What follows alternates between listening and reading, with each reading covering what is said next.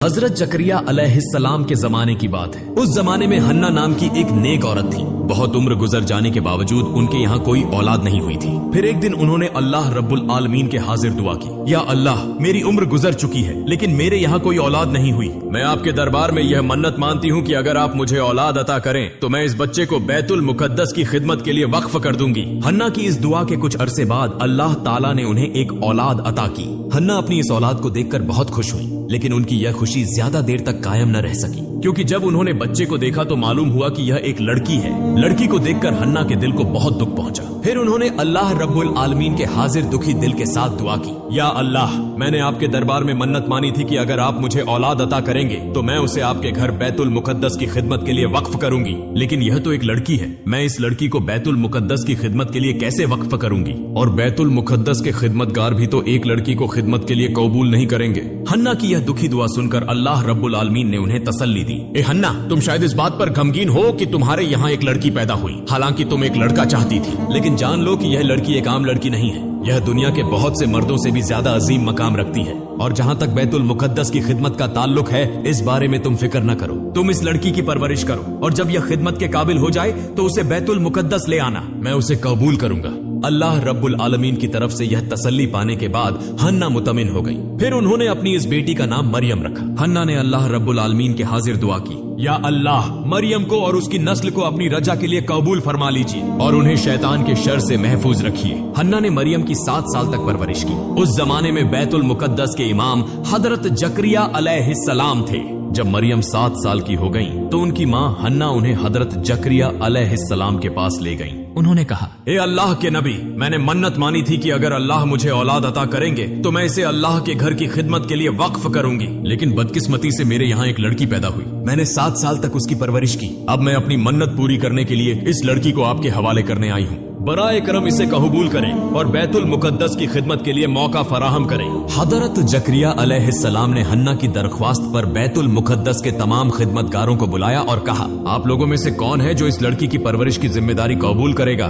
बैतुल मुकद्दस के खिदमतगारों ने मरियम रजी अल्लाह अन्हा के चेहरे पर एक नूर की झलक देखी और हर एक उनकी परवरिश की जिम्मेदारी लेने के लिए बेताब हो गया। हजरत जकरिया अलैहिस्सलाम के दिल में भी मरियम की परवरिश की ख्वाहिश थी, क्योंकि मरियम की खाला उनकी बीवी थी। उन्होंने बैतुल मुकद्दस के खिदमतगारों को दलीलें देकर कहा, आप सब सुने, इस लड़की की परवरिश के लिए सबसे मुफीद शख्स मैं हूँ, क्योंकि इसकी खाला मेरी बीवी है। लेकिन बैतुल मुकद्दस के खादमों ने हजरत जकरिया अलैहिस्सलाम की इस तजवीज को रद्द कर दिया और कहा, ए जकरिया, हम सब के दिल में इस बच्ची की परवरिश की ख्वाहिश है, इसलिए यह दलील कि इसकी खाला तुम्हारे घर में है तुम्हें इसकी परवरिश की जिम्मेदारी लेने का हक नहीं देती। हजरत जकरिया अलैहिस्सलाम ने देखा कि सभी इसे परवरिश की जिम्मेदारी लेना चाहते हैं और इस सूरत हाल में एक पेचीदगी पैदा हो गई। ऐसी हालत में उन्होंने कहा, देखो, हम सब चाहते हैं कि इस बच्ची की परवरिश करें। मेरा ख्याल है कि अगर हम इस मामले को अल्लाह रब्बुल आलमीन के सुपुर्द कर दें तो वह हमारे बीच फैसला फरमा देंगे कि मरियम की परवरिश कौन करेगा। इसलिए आओ हम सब एक कौरा अंदाजी का इंतजाम करें। हम अपनी वह कलमें जिनसे तौरात की किताबत करते हैं पानी से भरे हुए एक प्याले में डालेंगे। जिसकी कलम डूब जाए वह मरियम की परवरिश की जिम्मेदारी नहीं ले सकेगा और जिसकी कलम तैरती रहे वह मरियम की परवरिश की जिम्मेदारी ले सकेगा। बैतुल मुकद्दस के तमाम खादम हजरत जकरिया अलैहिस्सलाम की इस तजवीज से मुतफिक हो गए। फिर उनके सामने एक पानी से भरा हुआ प्याला लाया गया। एक के बाद एक ने अपनी कलम इस प्याले में डालना शुरू किया। सबकी कलमें इस पानी में डूब गईं। आखिरकार हजरत जकरिया अलैहिस्सलाम ने अपनी कलम इस प्याले में रखी। देखा गया कि उनकी कलम मुआजिजी तौर पर पानी की सतह पर तैर रही है। फिर सब ने मुतफिक तौर पर फैसला किया कि हजरत जकरिया अलैहिस्सलाम मरियम रजी अल्लाह अन्हा की परवरिश की जिम्मेदारी लेंगे। इसके बाद हजरत जकरिया अलैहिस्सलाम ने बैतुल मुकद्दस के करीब मरियम रजी अल्लाह अन्हा के लिए एक कमरा तामीर किया। वह हमेशा उसी कमरे में रहती और हजरत जकरिया अलैहिस्सलाम उनकी देखभाल करते। जब वह कहीं बाहर जाते तो कमरे को ताला लगा देते और किसी को अंदर दाखिल होने की इजाजत न होती। एक मर्तबा हजरत जकरिया अलैहिस्सलाम ने मरियम रजी अल्लाह अन्हा को कमरे में बंद करके बाहर जाना चाहा, लेकिन उन्हें एक जरूरी काम में मशगूल हो जाना पड़ा। ऐसी हालत पैदा हुई कि वह मरियम को भूल गए। असल में अल्लाह रब्बुल आलमीन ने उनके दिल से मरियम का ख्याल हटा दिया था, क्योंकि अल्लाह एक मुआजिजा जाहिर करना चाहते थे। थे। 4 दिन बाद हजरत जकरिया अलैहिस्सलाम को याद आया कि वह मरियम को कमरे में बंद करके चले आए हैं। उन्होंने अफसोस करते हुए कहा, या अल्लाह, ये मैंने क्या किया? पता नहीं इन 4 दिनों में मरियम क्या खा रही होंगी और वह अकेली इस कमरे में कैसे वक्त गुजार रही होंगी। फिर वह जल्द से जल्द बैतुल मुकद्दस वापस आए। उन्होंने मरियम के कमरे में दाखिल होकर देखा कि मरियम अल्लाह रब्बुल आलमीन की इबादत में मशगूल हैं। उन्होंने देखा कि कमरे में मुख्तलिफ किस्म के फल और खाने मौजूद हैं और हर एक खाने से एक खुशबू आ रही थी। यह मंजर देखकर हजरत जकरिया अलैहिस्सलाम ने अल्लाह रब्बुल आलमीन का शुक्र अदा किया। जब मरियम ने नमाज पूरी की तो उन्होंने हजरत जकरिया अलैहिस्सलाम को सलाम किया। हजरत जकरिया अलैहिस्सलाम ने शर्मिंदगी और दुख भरे लहजे में कहा, मरियम, तुम इन कुछ दिनों में कैसी थी? मैं एक बड़ी परेशानी में मुब्तला होकर तुम्हें भूल गया था और तुम्हारी देखभाल नहीं कर सका, मुझे माफ कर दो। तब मरियम ने कहा, आप क्या कह रहे हैं? मैं कुछ समझ नहीं रही। आप तो सुबह मुझे इस कमरे में छोड़कर गए थे और अब दोपहर होने से पहले ही मुझसे पूछ रहे हैं कि मैं इन कुछ दिनों में कैसी थी। सिर्फ एक दिन ही तो हुआ कि मैं इस कमरे में हूँ। हजरत जकरिया अलैहिस्सलाम मरियम रजी अल्लाह अन्हा की यह बात सुनकर बेहद हैरान और शशदर रह गए। फिर जकरिया अलैहिस्सलाम ने उनसे पूछा, मरियम, तुम्हारे पास यह इतना खाना, फल और इतने खूबसूरत खाने कहाँ से आए? तब मरियम ने कहा, जिस अल्लाह ने आपको मेरा ख्याल दिल से भला दिया था, वही अजीम अल्लाह यह खूबसूरत खाने मेरे पास लाए हैं। हजरत जकरिया अलैहिस्सलाम ने कहा, ए मरियम, तुम पर अल्लाह की बेहतरीन नेमतें हैं। तुम हमेशा अल्लाह की इबादत और बंदगी करती रहो। एक दिन अल्लाह तुम्हें ऐसा इज्जत वाला मकाम अता करेंगे जो दुनिया के लिए एक मिसाल बन जाएगा। इसी तरह मरियम रजी अल्लाह अन्हा बड़ी हुई और एक वक्त आया जब वह बालिग हो गई। पहली बार हैज के बाद उन्होंने गुस्ल किया और जब वह अपने कमरे की तरफ वापस जा रही थी तो अचानक उनके सामने एक लंबे कद वाला और चमकदार चेहरे वाला शख्स जाहिर हुआ। हजरत मरियम ने फौरन अपने चेहरे को ढांप लिया और उसके पास से गुजरने लगी। जब वह शख्स उनकी तरफ बढ़ा तो मरियम ने कहा, हे अल्लाह के बंदे, तुम अल्लाह से डरो। मैं तुम्हें नहीं जानती और न ही यह समझती हूँ कि तुम मेरी तरफ क्यों आ रहे हो। दरहकीकत मरियम नहीं जानती थी कि वह शख्स हजरत जिब्राइल अलैहिस्सलाम थे। उन्होंने मरियम से कहा, ए मरियम, मैं तुम्हारे लिए अल्लाह की तरफ से खुशखबरी लेकर आया हूँ। तब मरियम ने पूछा, आप कौन हैं और कौन सी खुशखबरी लाए हैं? जिब्राइल अलैहिस्सलाम ने कहा, मैं अल्लाह का फरिश्ता हूँ और मैं तुम्हें अल्लाह की तरफ से एक बेटा अता करने आया हूँ। मरियम ने कहा, मेरा बच्चा कैसे पैदा होगा? मैं न तो शादीशुदा हूँ और न ही किसी मर्द ने आज तक मुझे छुआ है। जिब्राइल अलैहिस्सलाम ने कहा, ए अल्लाह की बंदी, तुम्हारे रब ने फरमाया है कि यह उसके लिए बहुत आसान है और वह उसे इंसानों के लिए एक निशानी और रहमत बनाना चाहते हैं। यह फैसला अल्लाह रब्बुल आलमीन ने बहुत पहले से कर रखा है। वह तुम्हें बिना किसी मर्द के छुए एक बेटा अता करेंगे। फिर जिब्राइल अलैहिस्सलाम ने मरियम रजी अल्लाह अन्हा के चेहरे की तरफ एक फूंकी मारी और इसके बाद वह गायब हो गए। मरियम ने फौरन महसूस किया कि उनके जिस्म का वजन 2 गुना बढ़ गया है। इसके बाद वह बेहद फिक्रमंद हो गईं और अल्लाह के हुस्न में सजदे में गिर पड़ी। उन्होंने कहा, हे अजीम अल्लाह, आपने मुझ पर ऐसी सख्त आजमाइश डाल दी कि अगर यह लोगों के सामने जाहिर हो गई तो मैं उनके लिए काबिल मजम्मत बन जाऊंगी। इसके बावजूद मैं आपकी दी हुई जिम्मेदारी कबूल करती हूँ, लेकिन दुनिया में किसी और इंसान को ऐसी सख्त आजमाइश में न डालना। ऐसी आजमाइश में बहुत से लोग ईमान से महरूम हो जाएंगे। ए मेहरबान अल्लाह, मुझे इस आजमाइश में सरखरू होने की तौफीक अता फरमा। मुझे सब्र करने वालों में शुमार कर दे और मेरी तमाम मुसीबतें आसान कर दे। कुछ दिनों बाद बनी इस्राइल के बीच हजरत मरियम रजी अल्लाह अन्हा के हामिला होने की खबर फैल गई। तब एक समूह आया और उन्हें धमकी देते हुए कहा, मरियम, सच बताओ, तुम्हारे पेट में मौजूद बच्चे का बाप कौन है? तुम एक कन्या हो, किसी मर्द के छुए बिना तुम हामिला कैसे हो सकती हो? लिहाजा सच बताओ, वह मर्द कौन है जिसने तुम्हारे साथ गुनाह किया? अगर तुम उसका नाम बता दो तो हम उसे मुनासिब सजा दे सकते हैं। इस पर हजरत मरियम ने उनके सवाल का जवाब दिया, मैं कुछ नहीं जानती। मैंने किसी मर्द के साथ गुनाह नहीं किया और न ही किसी ने मुझे छुआ है। तुम जो कुछ देख रहे हो यह सब अजीम अल्लाह रब्बुल आलमीन की निशानी है। उन्होंने मुझे यह बच्चा किसी मर्द के छुए बिना अता किया है और उन्होंने मुझे खबर दी है कि मेरा यह बच्चा इस जमाने का नबी होगा। इसके अलावा मुझे कुछ नहीं मालूम। इसी दौरान एक नौजवान बोला, दिन रात मस्जिद में इबादत के बहाने कमरा बंद करके तुम किसी और मर्द के साथ गुनाह करती हो और अब वह राजफाश हो चुका है। अब विभिन्न बहानों से सच्चाई को छुपाने की कोशिश कर रही हो। सच बताओ, तुमने किसके साथ गुनाह किया? अगर तुमने खुद न बताया तो हम किसी भी तरीके से उस मर्द का पता लगाएंगे और तुम्हारे मुंह से उसका नाम निकलवा कर रहेंगे।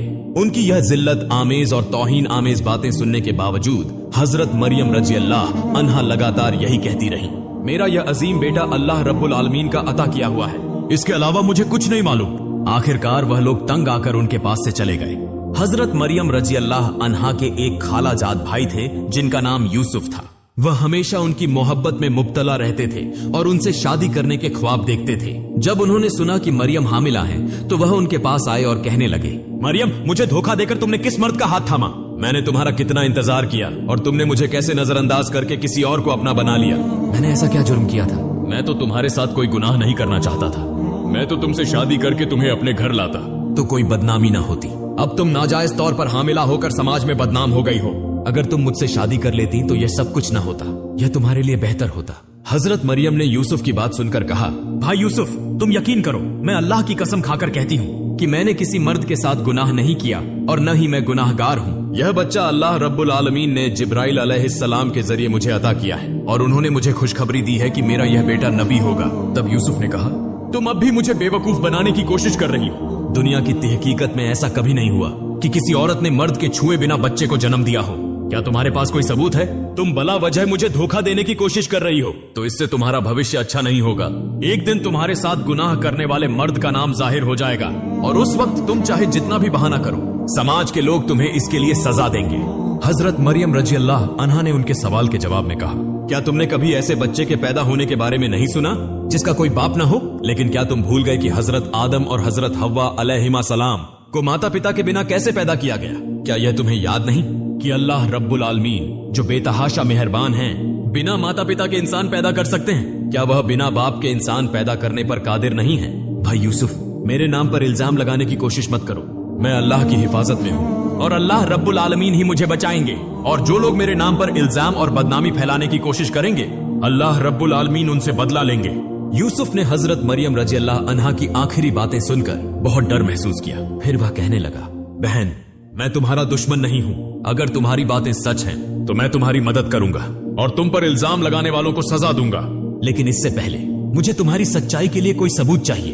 हजरत मरियम ने कहा, इसके लिए तुम्हें कुछ दिन इंतजार करना होगा, तब तुम्हें यकीनन मेरी सच्चाई का सबूत मिल जाएगा। इसके बाद यूसुफ ने हजरत मरियम रजी अल्लाह अन्हा से रुखसत ली और हजरत मरियम फिर से अल्लाह रब्बुल आलमीन की इबादत में मसरूफ हो गई। उन्होंने अल्लाह से गिड़गिड़ा कर दुआ की, ऐ रहम के समंदर, तुम समंदर को पहाड़ और पहाड़ को समंदर बना सकते हो। तुम फकीर को बादशाह और बादशाह को फकीर बना सकते हो। लिहाजा मेरे इस मुश्किल वक्त में मेरी बेइज्जती करने वालों को तुम खुद समझा दो। मैं इस तहमत की शिद्दत को और बर्दाश्त नहीं कर सकती। उसी वक्त हजरत जिब्राइल अलैहिस्सलाम हजरत मरियम के पास आए और कहा, ऐ मरियम, निराश मत हो, तुम पर अल्लाह की रहमत है। लोगों के ताने से तात्कालिक रूप से न घबराओ। अल्लाह जल्द ही इल्जाम लगाने वालों को मुनासिब जवाब देगा। तुम इल्जाम लगाने वालों को जवाब देने में अपना कीमती वक्त बर्बाद मत करो। हमेशा अल्लाह की इबादत में मसरूफ रहो। अल्लाह हर हालत में तुम्हारी हिफाजत करेगा। इसी तरह हजरत मरियम रजी अल्लाह अन्हा रोते हुए 10 महीने और 10 दिन बिताती रही। फिर एक दिन अचानक उनके दर्द एजा शुरू हो गए। तब वह घर से निकलकर एक बड़े मैदान की तरफ रवाना हो गई।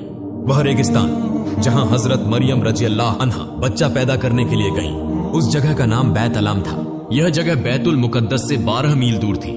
वहां पहुंचकर उन्होंने एक खजूर के पेड़ के नीचे पनाह ली। तब उनके दर्द एजा की तीव्रता बढ़ गई। एक तरफ दर्द एजा की तीव्रता और दूसरी तरफ लोगों के ताने का डर। इसी वजह से हजरत मरियम रजी अल्लाह अन्हा बेहद बेचैन हो गई और कहने लगी, ए अल्लाह, काश मैं इस दुनिया में पैदा ही ना हुई होती। काश लोग मुझे भूल चुके होते तो कितना अच्छा होता। इसके बाद हजरत मरियम रजी अल्लाह अन्हा ने एक खूबसूरत बेटे को जन्म दिया। वह परेशान ख्यालात में मबतला थी और उनकी मदद के लिए कोई मौजूद न था। तभी अल्लाह के फरिश्ते हजरत जिब्राइल अलैहिस्सलाम वहां नाजिल हुए और हजरत मरियम के पास एक खूबसूरत जन्नती चश्मा जारी कर दिया। फिर उन्हें हिदायत दी, ऐ मरियम, इस चश्मे के पानी से पियो और दरख्त की खजूरों को खाओ। हजरत मरियम रजी अल्लाह अन्हा ने जैसे ही खजूर खाने की ख्वाहिश की, दरख्त की शाखें झुककर उनके करीब हो गईं। उन्होंने हल्के से दरख्त की शाख को हिलाया और ताजा खजूरें नीचे गिरने लगी। फिर हजरत मरियम ने खजूरें खाई और चश्मे का पानी पिया, जिससे उनकी हालत बेहतर हो गई। इसके बाद हजरत जिब्राइल अलैहिस्सलाम ने फरमाया, ऐ मरियम, तुम अपनी तहमत के बारे में फिक्र न करो। अगर लोग इस बच्चे के बारे में तुमसे कुछ पूछें तो उन्हें इशारे से बता देना कि तुमने रोजा रखा हुआ है। बनी इसराइल के दौर में रोजा रखने की हालत में बोलना मना था। अल्लाह रब्बुल आलमीन की कुदरत से यह बच्चा खुद उनके सभी सवालों के जवाब देगा। हजरत मरियम रजी अल्लाह अन्हा अपने नवजात बेटे को गोद में लेकर बेहद सुकून और इत्मीनान महसूस करने लगी। उन्होंने मोहब्बत से बच्चे के चेहरे की तरफ देखा।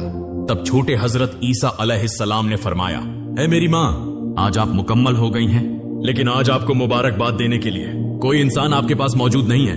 इसलिए सबसे पहले मैं आपको सलाम पेश करता हूँ और मुबारकबाद देता हूँ। मेरा सलाम और मोहब्बत दिल से कबूल कीजिए।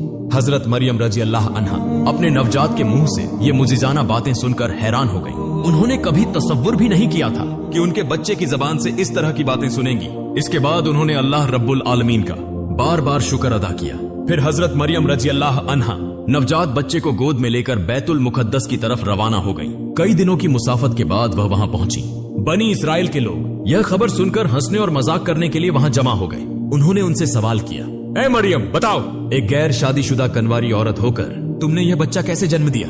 मरियम ने इशारे से उन्हें समझा दिया कि मैं रोजे से हूँ, इसलिए बात करना मेरे लिए जायज नहीं। अगर तुम्हें कुछ पूछना है तो मेरे इस नवजात बच्चे से सवाल करो, वह तुम्हारे सभी सवालों के जवाब देगा। तब वे कहने लगे, हाय मरियम, तुमने नाजायज बच्चे की हकीकत छुपाने के लिए रोजा रखा है और अब हमें कह रही हो कि एक नवजात बच्चे से बात करें। क्या तुम्हें धोखा देने का यही तरीका मिला? क्या यह बच्चा बोलना जानता है कि वह हमारे सवालों के जवाब देगा? यह सब झूठ और बहाने हैं। तुम इस तरह के तरीकों से असल हकीकत छुपा नहीं सकती। आज नहीं तो कल कभी न कभी यह सच्चाई सामने आ ही जाएगी। इनमें से कुछ लोग बोले, चलो इस नवजात से सवाल करते हैं और देखते हैं कि यह क्या जवाब देता है। फिर वे सब हजरत ईसा अलैहिस्सलाम के पास आए और पूछने लगे, ए मरियम के बेटे, तुम्हारा पिता कौन है? तुम्हारे पिता की पहचान क्या है? तुम अपनी माँ के पेट में कैसे आए? तब हजरत ईसा अलैहिस्सलाम ने जवाब दिया, मैं अल्लाह का बंदा हूँ। अल्लाह ने मुझे किताब दी है और मुझे नबी बनाया है, और जहाँ भी मैं हूँ उसने मुझे बरकत दी है। उसने मुझे नमाज अदा करने और जकात देने का हुक्म दिया है जब तक कि मैं जिंदा हूँ, और उसने मुझे अपनी माँ के साथ नेक सुलूक करने वाला बनाया है, न कि बगावत करने वाला और बदकार। जिस दिन मेरी पैदाइश हुई, जिस दिन मेरी मौत होगी और जिस दिन मुझे फिर से जिंदा किया जाएगा, इन सभी दिनों पर अल्लाह की सलामती होगी। तुम मेरी दावत कबूल करने के लिए तैयार हो जाओ, मैं जल्द ही तुम तक अपनी दावत पहुंचाऊंगा। बनी इसराइल के लोग नवजात हजरत ईसा अलैहिस्सलाम की जबान से यह साफ और हकीमाना बातें सुनकर हैरान रह गए। चंद पल पहले जिस बच्चे का जन्म हुआ था वह कैसे इस तरह की बातें कर सकता है? यह एक बेहतरीन वाकया था। किसी के मुंह से कोई बात न निकली। यह वाकया जल्द ही पूरे इलाके में फैल गया। बेहिसाब लोग यह मंजर देखने के लिए वहां जमा हो गए। हजरत ईसा अलैहिस्सलाम के पास आने वाले लोगों को हजरत ईसा अलैहिस्सलाम ने तौरात की आयतें पढ़कर सुनाई। नवजात के मुंह से यह कलाम सुनकर सबको अपनी गलती का एहसास हुआ। उन्होंने हजरत मरियम रजी अल्लाह अन्हा से माफी मांग ली। प्रिय दर्शक, आज का वीडियो यहीं समाप्त होता है। अगर आपको अगले पार्ट सुनना है तो कमेंट कीजिए। अस्सलामु अलैकुम।